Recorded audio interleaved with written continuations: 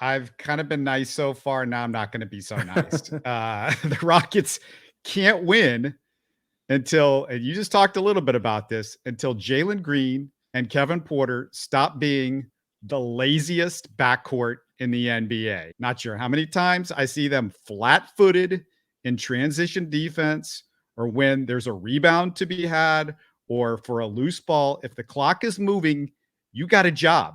I'm going to be honest. I'm a little worried about Jalen Mhm. because one thing that I always banked on him is his work ethic. I assume that I'm hoping still, I haven't given up yet, that he's cut from a different cloth. We've heard that he has a very aggressive work ethic when it comes to basketball. I would hate for him to be a guy that only is good when he's scoring, because to me, then he's just a role player. He has to be dynamic. You have to be able to get up for defense.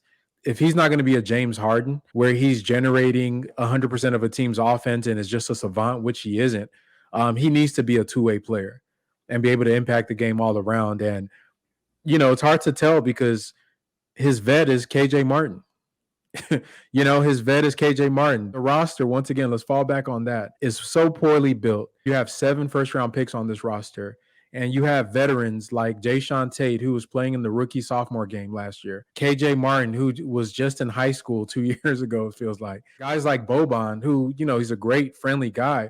But what is Boban going to tell Jalen Green about doing what's right on his drives or not taking dumb shots? Well, his vet is still Eric Gordon, because Eric Gordon And is still on the team miraculously, and that guy doesn't care about playing hard either. The vet has probably thrown his hand. I'm sure might have tried to talk to them, but Eric is not that type of guy. He's not going to be in people's faces. He's not confrontational. He's not the Udonis Haslem type or the Pat Bev type that's going to get on you in real time when you mess up and you cuss you out.